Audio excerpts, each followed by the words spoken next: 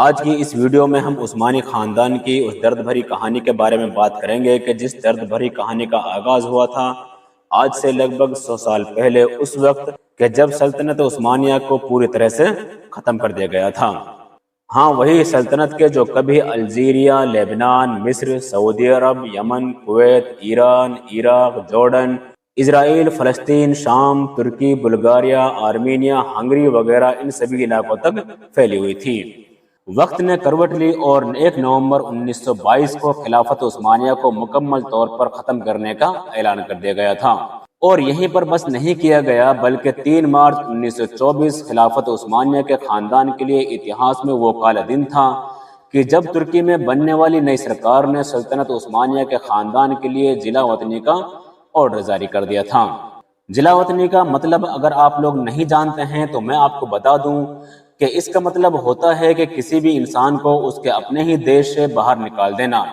مثال کے طور پر ہمارے دیش بھارت کے اتہاس میں بھی سن 1857 میں جب جنگ آزادی کی شروعات ہوئی تھی تو انگریزوں نے سب سے پہلے مغل سلطنت کے آخری بادشاہ یعنی کہ بہادر شاہ ظفر کو جلا وطنی کا آرڈر جاری کیا گیا تھا، اور ان کو ہمیشہ ہمیشہ کے لیے اپنے ہی ملک بھارت سے باہر نکال کر رنگون میں زندگی گزارنے کا آرڈر دیا گیا تھا۔ یہ عام طور پر کسی بھی حکومت یا کسی بھی سرکار کی طرف سے اس وقت کیا جاتا ہے اور اس انسان کے ساتھ کیا جاتا ہے کہ جس کے بارے میں اس سرکار کو یہ ڈر ہو کہ دیش کی جنتا اس کے ساتھ مل کر ہمارے خلاف بغاوت کر دے گی یا پھر ہماری حکومت کا تختہ پلٹ کر دے گی۔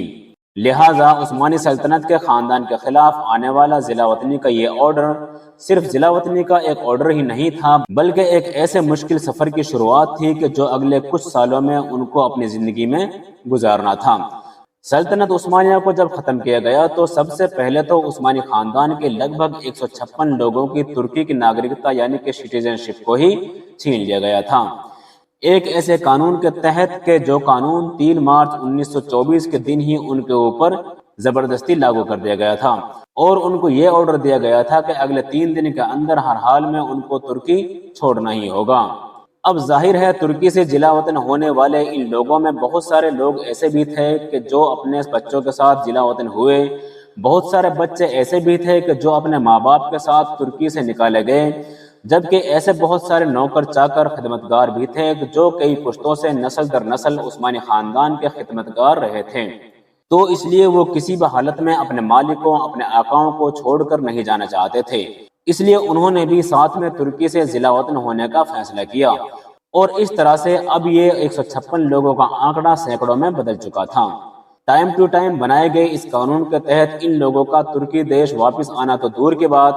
بلکہ ان کو کسی اور دیش جاتے وقت ترکی سے گزرنے تک کی اجازت نہیں تھی۔ اتنا ہی نہیں، ان کو فوراً یہ آرڈر بھی دیا گیا تھا کہ یہ اپنے تمام اثاثے یعنی کہ تمام پراپرٹیز گورنمنٹ کے حوالے کر دیں، ورنہ گورنمنٹ خود زبردستی ضبط کر لے گی۔ یہ تو کہانی تھی عثمانی سلطنت کے عام لوگوں کی، اور جہاں تک معاملہ ہے عثمانی سلطنت کے آخری سلطان یعنی کہ محمد 6 کا، تو ان کو تو 2 سال پہلے ہی یعنی کہ 1922 میں ہی خفیہ طور پر برطانیہ کے ایک جنگی جہاز کے ذریعے سے استنبول سے مالٹا بھیج دیا گیا تھا۔ بعد میں وہ شریف مکہ کے دعوت پر مکہ بھی گئے۔ اس کے بعد ان کا یہ طویل اور مشکل سفر 4 سال کے بعد یعنی کہ 1926 میں اٹلی میں جا کر ختم ہو گیا تھا، کیونکہ وہاں پر جا کر ہی ان کی وفات ہو گئی تھی۔ سلطنت عثمانیہ کے آخری سلطان کی جب اٹلی میں وفات ہوئی تھی تو اٹلی کا جو چرچ تھا جس کی کسٹڈی میں آخری سلطان کی باڈی تھی، وہ دراصل اس دور میں سلطان کی باڈی کو کسی کو بھی دینے کے لیے تیار نہیں تھا۔ اس کی وجہ یہ تھی کیونکہ سلطان کی وفات کے وقت آس پاس کے بہت سارے دکانداروں کا قرض چڑھا ہوا تھا، جبکہ سلطان کی جیب میں صرف اور صرف 17 ترکش لیرہ ہی موجود تھے۔ آخرکار مسلمانوں نے چندہ کر کے ان سبھی کا قرض اتارا اور چرچ سے وہ باڈی حاصل کر کے ملک شام یعنی سیریا کی طرف بھیج دی گئی، اور سیریا میں موجود سلطان سلیم اول مسجد کے برابر جو باغیچہ ہے اس میں ہی ان کو دفن کر دیا گیا۔ سلطنت عثمانیہ کے جب آخری سلطان اپنا آخری وقت اٹلی میں گزار رہے تھے تو ان کی مالی مدد کرنے کے لیے اس دور کے اٹلی کے حکمران کی طرف سے ان کو آفر بھی دیا گیا تھا، مگر سلطان محمد 6 نے اس آفر کو ٹھکرا دیا تھا۔ اسکرین پر نظر آنے والی یہ جو عمارت ہے یہ دراصل اٹلی کے علاقے کی سینٹ روما کی وہی عمارت ہے کہ جس میں سلطنت عثمانیہ کے آخری سلطان نے اپنا آخری وقت گزارا تھا۔ مگر آج کے دور میں شاید ہی کوئی انسان اس کے بارے میں جانتا ہے، بلکہ اس عمارت کو تو اب ایک جوئے کے اڈے میں بدل دیا گیا ہے۔ دیکھنے والی بات تو یہ ہے کہ سلطنت عثمانیہ میں عورتوں کو حکومت کرنے کا اختیار نہیں دیا گیا تھا، مگر اس کے باوجود بھی جب جلا وطنی کا معاملہ آیا، یعنی کہ ترکی سے باہر نکالنے کا معاملہ، تو اس نئی حکومت نے صرف مردوں کو ہی نہیں بلکہ عورتوں اور بچوں کو بھی نہیں بخشا، یہاں تک کہ جو نئی نویلی دلہا دلہن تھے ان کو بھی جلا وطنی کا سامنا کرنا پڑا تھا۔ ایم آئی کے نیٹ ورک کے نالجبل فرینڈز، عام طور پر اتہاس میں یہی دیکھا گیا ہے کہ جب بھی دنیا کی کسی حکومت کا تختہ پلٹ کیا جاتا تھا، یعنی کسی حکومت کو ختم کیا جاتا تھا، اب وہ چاہے حکومت یورپ کے کسی علاقے کی رہی ہو یا پھر دنیا کے کسی دوسرے علاقے کی، تو زیادہ سے زیادہ سلطان کو یعنی کہ بادشاہ کو ہی قتل کیا جاتا تھا، اور کبھی کبھی تو بادشاہ کو صرف جلا وطن کیا جاتا تھا، باقی کا جو خاندان ہوا کرتا تھا اس سے کچھ بھی نہیں کہا جاتا تھا، بلکہ اس کے الٹ اس کے فیملی کے نام نہ صرف وظیفہ مقرر کر دیا جاتا تھا بلکہ اس کو بہت زیادہ عزت بھی دی جاتی تھی، کیونکہ ظاہر ہے وہ عام لوگوں کی نظر میں ایک ایسی فیملی ہوا کرتی تھی کہ جس کے باپ دادا ان کے حکمران رہے تھے، مگر یہاں تو معاملہ پوری طرح سے الٹ تھا۔ ترکی میں بننے والی اس نئی حکومت نے عثمانیوں سے نفرت میں ساری حدیں پار کر دی تھی، کیا بڑے کیا چھوٹے، کیا عورت کیا مرد، کسی پر بھی کسی طرح کی کوئی نرمی نہیں دکھائی گئی تھی۔ عثمانی خاندان شروع میں ایجپٹ یعنی کہ مصر جانا چاہتا تھا کہ جو کسی دور میں ان کی سلطنت کا ایک حصہ ہوا کرتا تھا، مگر وہاں پر موجود برطانوی حکومت اور شاہ فواد جو عثمانیوں سے حد سے زیادہ چلا کرتا تھا، اس نے اس چیز کی بالکل بھی اجازت نہ دی۔ اس کے بعد عثمانی خاندان نے سیریا یعنی کہ ملک شام جانے کی کوشش کی، تو ان کی اس کوشش کو اتاترک کی نئی حکومت نے ریجیکٹ کر دیا تھا۔ اس کے بعد جہاں ایک طرف عثمانی خاندان کے کچھ لوگ بیروت میں جا کر آباد ہو گئے تھے جو اس وقت فرانس کے انڈر میں تھا، تو وہیں دوسری طرف کچھ لوگ یورپ کے الگ الگ علاقوں میں جا کر آباد ہو گئے۔ اس طرح سے عثمانی خاندان پوری طرح سے بکھر کر رہ گیا۔ یعنی دوستو، عثمانی خاندان کو آخری وقت میں بھی کسی مسلم ملک نے پناہ دینے کے بجائے زیادہ سے زیادہ ذلیل کرنے کے لیے یورپ کے ان سبھی علاقوں میں بھیجا گیا تھا کہ جو علاقے کبھی خود عثمانی سلطنت کو ایک لمبے وقت تک ٹیکس دیتے رہے تھے۔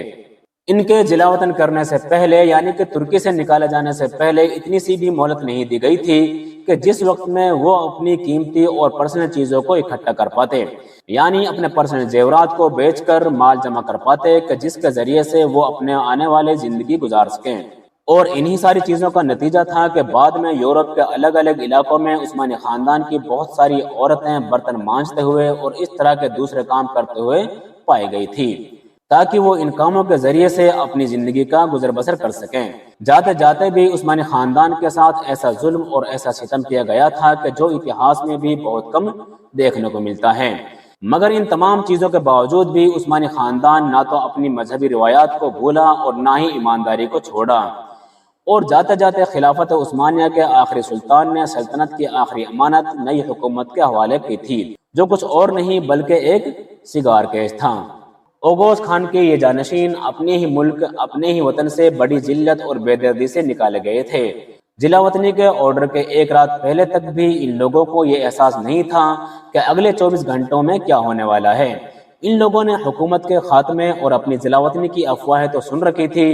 مگر ان لوگوں کو اتنا یقین تھا کہ ترکی کے لوگ ہم سے حد سے زیادہ محبت کرتے ہیں، اس لیے حالات اتنی آگے تک نہیں پہنچیں گے۔ یہاں تک کہ جب ان لوگوں کو جلا وطن بھی کیا جا رہا تھا، ان لوگوں کے دماغ میں یہی چل رہا تھا کہ یہ سب وقت کے حالات کی وجہ سے ہو رہا ہے، یعنی کہ یہ سب ٹیمپروری ہے اور ہم لوگ بہت جلد ہی واپس آ جائیں گے۔ اس لیے ان لوگوں میں سے زیادہ تر نے تو اپنی زندگی بھر کی جمع پونجی ترکی میں ہی چھوڑ دی تھی، اور ضرورت کا سامان لے کر وہ لوگ اس ارادے سے چلے گئے تھے کہ ہم لوگ کچھ دنوں بعد ویسے بھی واپس آ ہی جائیں گے۔ مگر پھر تاریخ نے دکھایا کہ کس طرح سے ان لوگوں کی یہ جلا وطنی ختم ہی نہ ہو سکی۔ حالانکہ دوستو، ایک لمبے وقت کے بعد جب ترکی کی راجنیتی میں کافی بدلاؤ آ چکا تھا اور وہاں پر عدنان مندریز کی گورنمنٹ آ چکی تھی، تب ان لوگوں کے اوپر سے دھیرے دھیرے بین ہٹانا شروع کیا گیا تھا، مگر ظاہر ہے جب تک بہت زیادہ دیر ہو چکی تھی۔ دلچسپ بات یہ ہے کہ سلطان کے دور میں جو سلطنت کے شہزادے ہوا کرتے تھے ان کو صرف فوجی تربیت ہی دی جاتی تھی، مگر جب ان کو جلا وطن کیا گیا تھا تو ترکی کی نئی حکومت کی طرف سے ان لوگوں کے اوپر یہ بھی پابندی لگا دی گئی تھی کہ اب یہ جس دیش میں بھی جائیں گے اس دیش کی فوج میں بھی بھرتی نہیں ہو سکیں گے۔ تو اس طرح سے ان کا یہ ہنر بھی خراب ہو چکا تھا۔ دوسری طرف جو کمزور اور بوڑھے لوگ تھے ان کے لیے یہ ممکن نہیں تھا کہ اب وہ اپنی زندگی نئے سرے سے شروع کریں اور اس عمر میں اب کسی نئے پیشے کو اپنائیں یا پھر کسی ایسی جاب کو تلاش کریں جو صرف مشکلوں سے بھری ہو۔ نہ تو ان کے پاس بینک میں بیلنس تھا اور نہ ہی ان کی جیب میں اب کیش موجود تھا۔ ضلع وطن کرتے وقت ترکی کے سبھی بڑے بڑے لوگوں کو نئی حکومت کی طرف سے صرف 1000 ترکش لیرہ ہی دیا گیا تھا، جس کے ذریعے سے صرف یہ لوگ اپنا سفر کر سکتے تھے اور زیادہ سے زیادہ 15-20 دن کا خرچہ چلا سکتے تھے۔ اسی لیے ضلع وطن ہونے کے کچھ دنوں بعد ہی عثمانی خاندان نے بڑی بڑی مشکلوں کا سامنا کرنا شروع کر دیا تھا۔ یورپ کے علاقوں میں اس خاندان کے کچھ لوگ تو بعد میں ہوٹلوں میں برتن دھوتے ہوئے دکھائی دیے تھے، تو کوئی بھیک مانگتا ہوا دکھائی دیا تھا، تو کوئی ڈسٹ بین جیسی گندی چیزوں سے کھانے کی چیزیں ڈھونڈتے ہوئے دکھائی دیا تھا۔ ان میں سے کچھ لوگوں کی مدد آرمین عثمانیوں نے بھی کی تھی کہ جو کسی دور میں فرار ہو کر یورپ آ گئے تھے۔ حالانکہ دوستو اس دور میں ہماری مسلم دنیا میں کچھ ایسے بڑے مسلم لیڈر اور حکمران بھی موجود تھے کہ جنہوں نے اس خاندان کی مدد کرنے کی بھرپور کوشش کی تھی، جس میں سے سب سے بڑا نام تو حیدرآباد کے نظام میر عثمان علی خان کا تھا۔ اس کے بعد مصری شہزادے عمر 200 اور شریف مکہ بھی شامل تھے۔ ان لوگوں نے کئی بار عثمانی خاندان کی کئی الگ الگ طریقے سے مدد کرنے کی کوشش کی، مگر زیادہ تر وہ لوگ عثمانی خاندان کی مدد کرنے میں ناکامیاب رہے، کیونکہ یہ مدد ان تک پہنچ ہی نہیں پاتی تھی اور ادھر ادھر بکھر کر رہ جاتی تھی۔ اس دور میں عثمانی خاندان کے وہ لوگ خوش قسمت مانے گئے کہ جو گمنامی کی زندگی گزار کر کہیں وفات پا گئے اور کسی قبر میں دفن کر دیے گئے، ورنہ تو عثمانی خاندان کے ایسے بھی بہت سارے لوگ تھے کہ جن کی وفات کے بعد ان کی لاش کو یا تو اچانک سے غائب کر دیا گیا تھا یا پھر کسی سمندر میں بہا دیا گیا۔ مگر ان تمام ساری حدوں کو پار کرنے کے باوجود بھی اور ان تمام ظلم و ستم کے باوجود بھی عثمانی خاندان نے بڑی ہی عزت اور احترام کے ساتھ اپنی زندگی گزاری، نہ تو اپنے ملک کے خلاف کوئی بات کی اور نہ ہی کبھی کوئی کام کیا۔ جیسا کہ دوستو میں آپ کو پہلے ہی بتا چکا ہوں کہ 1952 میں عدنان مہندریس کی گورنمنٹ میں پہلی بار عثمانی خاندان کی عورتوں سے ضلع وطنی کو ختم کر دیا گیا تھا۔ حالانکہ عام معافی نامہ 1974 میں جاری کیا گیا تھا، مگر عام معافی نامہ جاری ہونے کے بعد بھی اب بہت ہی کم لوگوں نے ترکی واپس آنے کا فیصلہ کیا۔ جو جوان لوگ تھے انہوں نے تو اسی دیش کو ہی پرائیورٹی دی کہ جہاں پر وہ اپنی زندگی پہلے سے ہی گزار رہے تھے، جبکہ جو واپس آ بھی گئے تھے تو ان کو فوراً شہریت یعنی کہ سٹیزن شپ نہیں دی گئی تھی، بلکہ وہاں کی پولیس ان کے پیچھے لگاتار لگی رہی تھی۔ مگر دوستو آج کے حالات ایسے ہیں کہ آج کے دور میں عثمانی خاندان سے جتنے بھی بچے تعلقات رکھتے ہیں، یعنی کہ ان کی نسل میں پیدا ہونے والے جتنے بھی بچے ہیں، وہ نہ تو ترکی زبان جانتے ہیں اور نہ ہی ترکی کلچر کو جانتے ہیں، بلکہ وہ تو یورپ میں رہ کر ان کے کلچر میں پوری طرح سے ڈھل چکے ہیں۔